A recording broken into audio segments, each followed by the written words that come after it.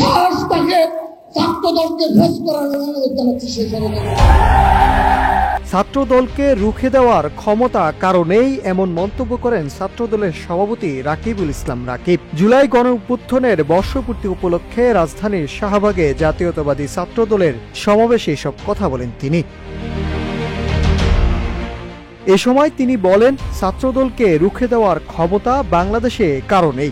দেশকে যারা বিশৃঙ্খলা করতে চায়, ছাত্রদল চাইলেই সেই ষড়যন্ত্রকারীদের বিষ দাঁত উপড়ে ফেলতে পারে। ছাত্রদলের সাংগঠনিক অভিভাবক তারেক রহমান যদি নির্দেশনা দেন, নেতাকর্মীরা সারা দেশ অবরোধ করে দিতে পারে। সকাল থেকেই ছাত্রদলের কেন্দ্রীয় কমিটি রাজধানীর বিভিন্ন ইউনিট সহ দেশের বিভিন্ন জেলা উপজেলা থেকে সমাবেশ স্থলে আসেন সংগঠনের নেতাকর্মীরা। শাহবাগ চত্বরে টিএসসির দিকে মুখ করে মঞ্চ বানানো হয়েছে। সমাবেশ শুরুর আগেই কানায় কানায় ভরে যায় শাহবাগ ও এর আশেপাশের রাস্তা।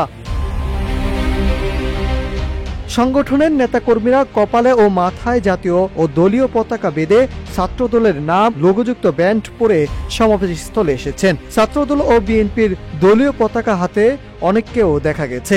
সমাবেশ স্থলে মা মাটি ডাকছে, তারেক রহমান আসছে, তারেক রহমান বীরের বেশে আসবে ফিরে বাংলাদেশে, তারেক রহমানের ভয় নাই, রাজপথ ছাড়ি নাই স্লোগান দেন নেতাকর্মীরা। Nahid Hasan, news desk, Ittefaq.